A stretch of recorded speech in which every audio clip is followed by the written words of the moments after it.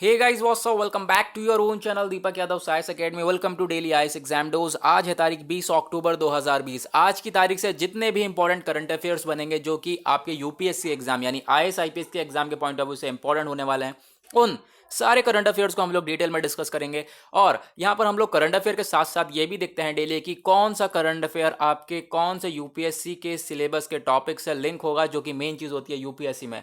बढ़ते हैं आगे। सबसे पहली बार ये यूट्यूब पर वीडियो लाई गई है मेरे द्वारा, जो कि सेपरेटली यूपीएससी के लिए प्रिपेयर करवाई जाती है। और अब आप कहोगे इसकी पीडीएफ चाहिए तो बिल्कुल मिल जाएगी। नीचे डिस्क्रिप्शन बॉक्स में जो है टेलीग्राम का लिंक दिया हुआ है, उस लिंक पे क्लिक करो, जाकर वो चैनल ज्वाइन कर लो। वहां से आप डेली इस लेक्चर की पीडीएफ डाउनलोड कर पाओगे। साथ ही साथ डेली आप द हिंदू न्यूज़पेपर भी डाउनलोड कर पाओगे। तो अभी तक आपने चैनल को सब्सक्राइब नहीं किया तो किस बात की देरी कर रहे हो? यूपीएससी एस्पिरेंट हो, सबसे पहले चैनल को सब्सक्राइब करो। नीचे रेड कलर का बटन आ रहा होगा और बेल आइकन जरूर प्रेस कर देना, ताकि कोई भी वीडियो की नोटिफिकेशन मिस ना कर सको। क्योंकि अभी ये हमारा अपलोड हो रहा है 5 बजे, ये वीडियो अपलोड होगी, फिर 6 बजे द हिंदू न्यूज़पेपर अपलोड होगा, तो उसे भी जरूर देखना।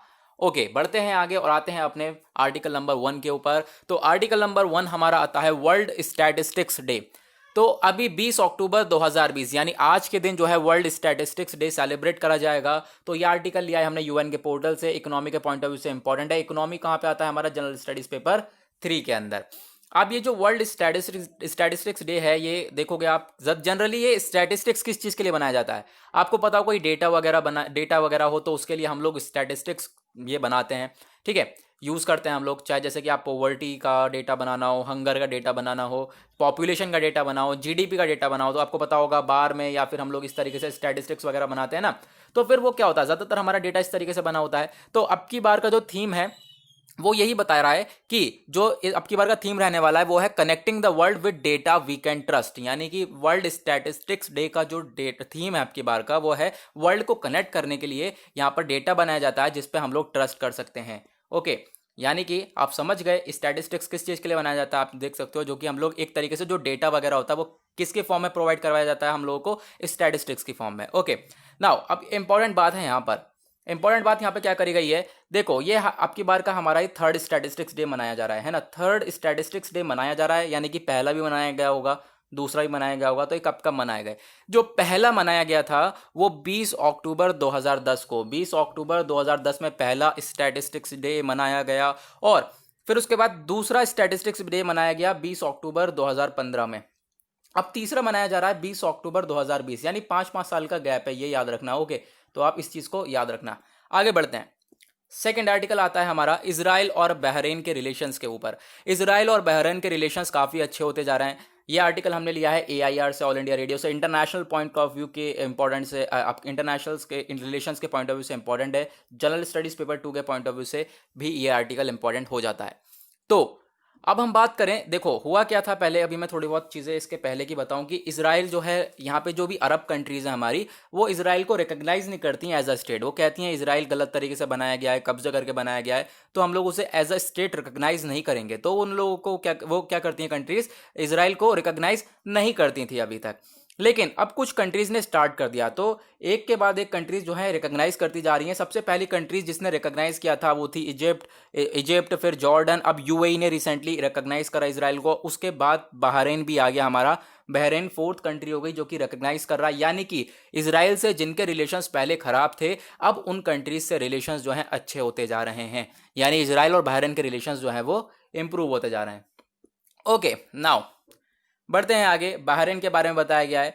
बहरीन जो ये कंट्री सिचुएटेड है बिटवीन द कतरी पेनिनसुला, और साथ ही साथ यहाँ पे कहाँ पे सिचुएटेड है? Coast of Saudi Arabia, north eastern coast of Saudi Arabia. यानी कि आप देखोगे सऊदी अरेबिया से थोड़ा सा नॉर्थ में, और यहाँ पर कतर से थोड़ा सा ऊपर, यहाँ पर ये जो है बहरीन हमारा प्रेजेंट है, ठीक है। तो बहरीन की लोकेशन बताई गई है। नेक्स्ट आर्टिकल आता है हमारा किस चीज़ के बारे में? यहाँ पर बात हो रही है इंडिया और श्रीलंका के बारे में।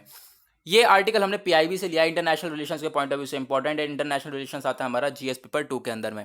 अभी क्या होने वाला है, अभी देखोगे हमने एक्सरसाइज कंडक्ट कराई थी, काफी सारी जगह से हमारी एक्सरसाइज चल रही थी। अब यहाँ पर इंडिया और श्रीलंका की जो ये एक्सरसाइज है वो होने वाली है सिलिनेक्स 20।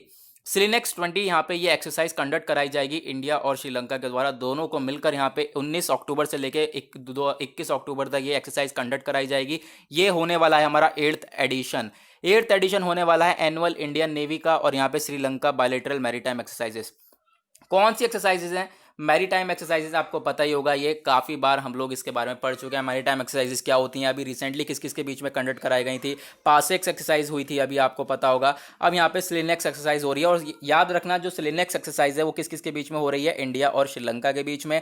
और इसका एम क्या है, एक तरीके से एम है इसका कि जो दोनों के बीच में अंडरस्टैंडिंग्स है, म्यूचुअल अंडरस्टैंडिंग्स है, उनको इंप्रूव करना, दोनों के जो रिलेशन है उनको इंप्रूव करना। क्योंकि अगर दोनों कंट्रीज पास में आके कोई काम करती हैं, दोनों कंट्रीज मिलकर कोई काम करेंगी, तो ऑब्वियस सी बात है उन दोनों के बीच में थोड़े बहुत रिलेशंस भी इंप्रूव होंगे और म्यूचुअल अंडरस्टैंडिंग्स भी अच्छी होंगी। तो बेसिकली क्या रीजन था वो मैंने आपको बता दिया। नाउ ये नेक्स्ट आर्टिकल आता है हमारा। अभी यहाँ पर न्यूजीलैंड की प्राइम मिनिस्टर हैं, इनकी जो लेबर पार्टी थी वो जीत गई है वहाँ पर, ठीक है। इस वजह से काफ़ी न्यूज़ में है ये। न्यूजीलैंड के प्राइम मिनिस्टर जेसिंडा आर्डेंस, इनकी लेबर पार्टी जो है जीत गई है 49% वोट के साथ। और ऐसा पहली बार हुआ है इतिहास में कि जो सिंगल पार्टी गवर्नमेंट बन रही है वहाँ पे। इस वजह से ये इंपॉर्टेंट आर्टिकल हो जाता है। इंडियन एक्सप्रेस से लिया, इंटरनेशनल रिलेशंस के पॉइंट ऑफ व्यू से ये भी इंपॉर्टेंट हो जाता है। ओके, नाउ बढ़ते हैं आगे। नेक्स्ट आर्टिकल आप लोगों को ये दिखेगा, ये खेलो India state centre of excellence से रिलेटेड यहाँ पे ये आर्टिकल है। ऑल इंडिया रेडियो से लिया है, स्पोर्ट्स के पॉइंट ऑफ व्यू से इंपॉर्टेंट है। हालांकि स्पोर्ट्स रिलेटेड न्यूज़ जो है हमारे यूपीएससी बहुत कम पूछता है, और आप कह लो कि ना के बराबर। यूपीएससी जो है जो स्पोर्ट्स रिलेटेड न्यूज़ जो है वो पूछता ही नहीं है, बहुत कम पूछता है, आप कह सकते हो, ठीक है। तो उसी के बारे में यहाँ पर बताया जा रहा है। फिलहाल मैं बता देता हूँ आपको, जो ये न्यूज़ है बेसिकली है किस चीज़ के बारे में। खेलो India state centre of excellence, KISCE, तो इसने क्या करा है अभी यहाँ पर, जो आप कह सकते हो जो 9 स्टेट्स और यूनियन टेरिटरीज हैं, इनको सेलेक्ट करा गया है स्पोर्ट्स मिनिस्ट्रीज के द्वारा, ताकि वहाँ पर अपग्रेडेशन करा जाए कि मतलब कोई अगर स्पोर्ट्स वगैरह वहाँ पे कंडक्ट कराया जाए तो उसके लिए वहाँ पे चीज़ें जो है इंप्रूवमेंट रहे। तो उसके लिए 9 स्टेट्स और यूनियन टेरिटरीज को चूज़ करा गया है। वो कौन कौन से स्टेट्स हैं, स्टेट्स और यूनियन टेरिटरीज, जैसे कि आंध्र प्रदेश हो गया, छत्तीसगढ़, चंडीगढ़, गोवा, हरियाणा, हिमाचल प्रदेश, पुडुचेरी, त्रिपुरा, जम्मू कश्मीर, यहाँ पर जो है इनको सेलेक्ट करा गया है स्पोर्ट्स अथॉरिटी के द्वारा कि यहाँ पे जो है गेम्स वगैरह कंडक्ट कराए जाएंगे, क्योंकि यहाँ का इंफ्रास्ट्रक्चर, परफॉर्मेंस वगैरह, मैनेजमेंट वगैरह काफ़ी अच्छा है। और उसको देखते हुए यहाँ पर क्या करा जा रहा है, असिस्टेंस प्रोवाइड करवाया जा रहा है, ठीक है। असिस्टेंस प्रोवाइड करा जा रहा है in the form of a sports equipment, high performance managers या फिर कोचेस प्रोवाइड करेंगे, स्पोर्ट्स साइंटिस्ट प्रोवाइड करेंगे, टेक्निकल सपोर्ट प्रोवाइड करेंगे। हर तरीके से जो है हेल्प करने की बात करी जा रही है KISCE के द्वारा। ओके, नाउ आगे बढ़ते हैं। नेक्स्ट आर्टिकल, और अच्छा आर्टिकल ये किस चीज़ के बारे में है, देखो एंटी टैंक गाइडेड मिसाइल जो है अभी रिसेंटली सक्सेसफुली टेस्ट कर ली गई है DRDO के द्वारा। DRDO यानी defence research and development organisation, जो कि हमारा पूरा का पूरा डिफेंस सिस्टम देखता है, और जो मिसाइल्स वगैरह होता है, वेपन्स वगैरह होता है, उनकी मैन्युफैक्चरिंग करता है कौन, हमारा DRDO।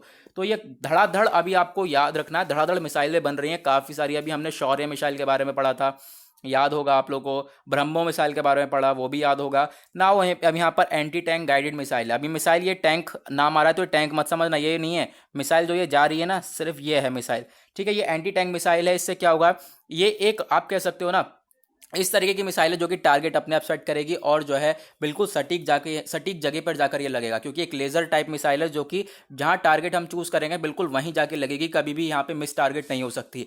और इसकी एक खास बात यह है कि जो सामने वाला टैंक होगा, पूरा पूरा इतना बड़ा अगर टैंक होगा तो पूरा टैंक को तबाह कर देगी, पूरा टैंक ही उड़ा देगी ये मिसाइल।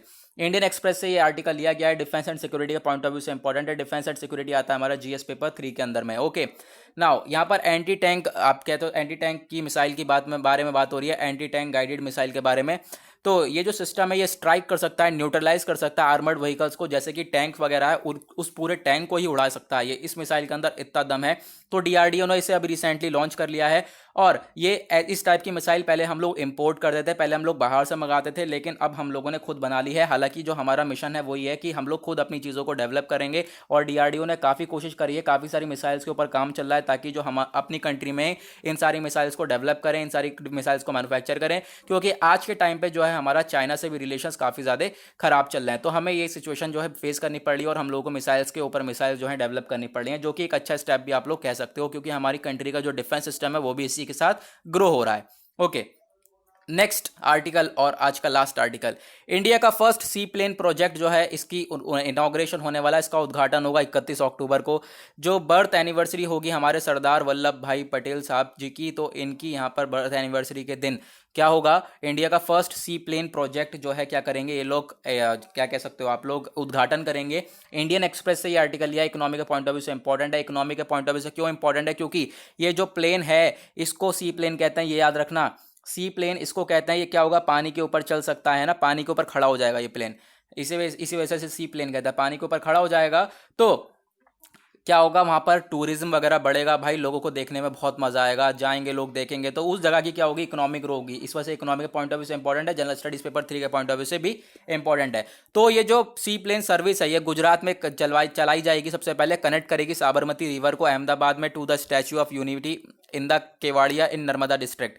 ठीक है, तो यहाँ पे इन जगहों को कनेक्ट करा जाएगा। मेन मकसद क्या है, जो ये हमारे क्या होगा, अगर ये जो प्रोजेक्ट्स वगैरह हैं ये चलाए जाएंगे, अगर सी प्लेन आप कह सकते हो एक तरीके से क्या होगा, अगर ये सी प्लेन प्रोजेक्ट चलाए जाएंगे तो साथ ही साथ क्या करना पड़ेगा, हम लोगों को एक सी प्लेन पोर्ट भी बनाना पड़ेगा, एयरपोर्ट आप जैसे कह सकते हो। लेकिन उसे हम लोग एयरपोर्ट नहीं कहेंगे, उसे कहते हैं हम लोग एरोड्रोम्स। ठीक है, एरोड्रोम्स, वाटर एरोड्रोम्स। ये वाटर एरोड्रोम्स यानी कि पानी के ऊपर ये एक तरीके से हवाई अड्डा की तरह लगेगा। जो सी प्लेन्स हैं, अगर ये देखो इस तरीके से ये सर्विस तो होगी, इन लोगों की जो है चलाए जाएंगे। चलाने के बाद जो ये पानी के ऊपर जब खड़े होंगे, इस तरीके से पानी के ऊपर जो है यहाँ पर आराम से खड़े होंगे, तो क्या होगा, वहाँ पे देखने का नज़रिया कितना मस्त लगेगा। ठीक है, तो क्या होगा, उसकी वजह से जो टूरिज्म वगैरह है वो बूस्टअप होगा, लोग आएंगे देखेंगे। या अगर ये वाटर एरोड्रोम्स जो है सेटअप करा जाएगा तो इसके थ्रू क्या होगा, टूरिज्म के अंदर बूस्टअप मिलेगा, और उसकी वजह से क्या होगा, उस जगह की इकोनॉमी भी ग्रो होगी। जब लोग घूमने आएंगे तो पैसा तो वहाँ पे खर्च करेंगे ही, तो इकोनॉमी भी ग्रो होगी। इसी के साथ हुआ आज का हमारा लेक्चर खत्म। अभी तक आपने चैनल को सब्सक्राइब नहीं किया तो सब्सक्राइब कर लेना, नीचे रेड कलर का बटन आ रहा होगा और बेल आइकन जरूर प्रेस कर देना, ताकि आपको भी वीडियो की नोटिफिकेशन मिस ना कर सको। नेक्स्ट एक बात और कहना चाहता हूँ गाइस, एक यूट्यूब पे जाकर सर्च करना दीपक यादव, ये पूरा टाइप करना Deepak Yadav facts and motivation. Facts and motivation के नाम से चैनल को यहाँ पर टाइप करना और आपको वो चैनल मिलेगा, वहाँ पे उसको भी सब्सक्राइब कर लेना। वहाँ पे भी मैं डेली कंटेंट डालता हूँ, एक अच्छे से अच्छा एक मोटिवेशनल कंटेंट डालने की मेरी कोशिश रहेगी। वो न्यू चैनल है तो जाकर उस पर भी सपोर्ट दिखाना। तो आज के लिए बस इतना ही, मिलेंगे आप लोगों से कल। आज के लिए bye bye, have a nice day.